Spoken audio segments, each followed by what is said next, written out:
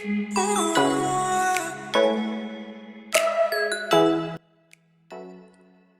the completion of the palace, Norwegian royalty resided in Palit, the magnificent townhouse in Kristian, that the wealthy merchant Bernd Anker bequeathed instead be used as a royal residence.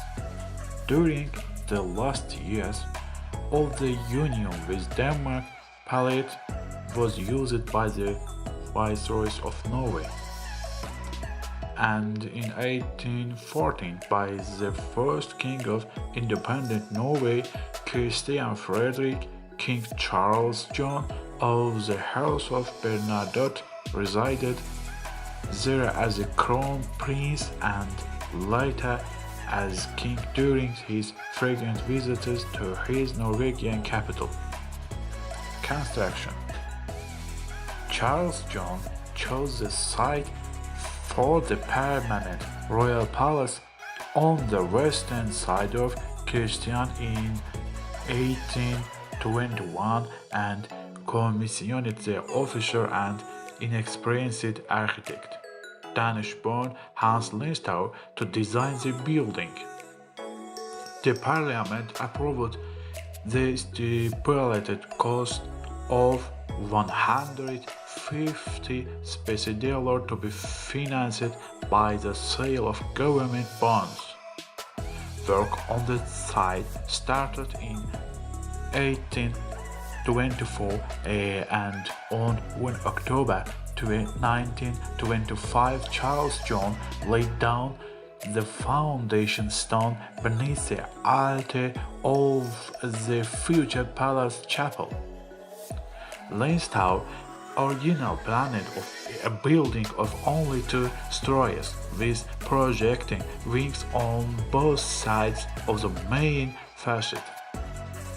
The costly foundation works caused the budget to be exceeded, and the building stopped in 1827 only to be resumed in 1833.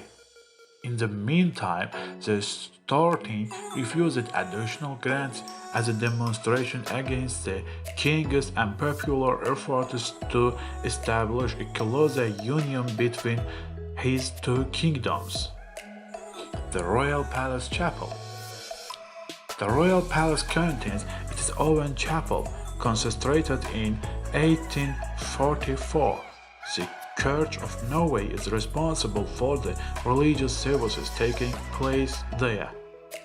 It is the scene of many events of the Norwegian royal family, like the royal baptisms and confirmations.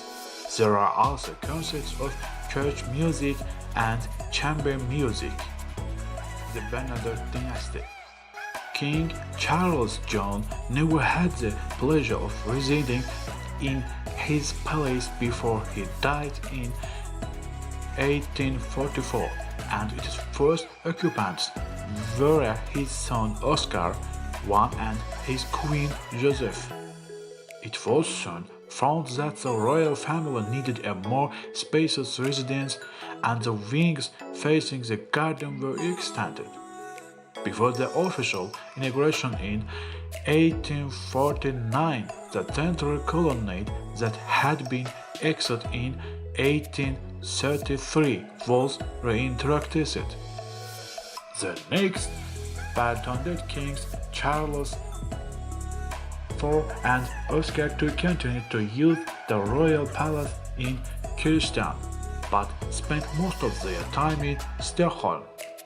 King Oscar's wife, Sophia of Nassau, preferred to spend summers in Norway, but mostly stayed at the country manor Skaugum near the Swedish border for the sake of her health and royal residence.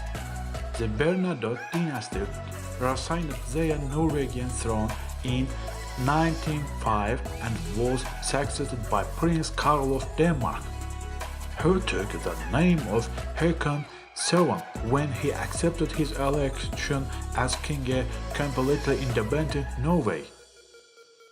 Haakon became the first monarch to use the palace permanently, and the palace was therefore refurbished for 2 years before.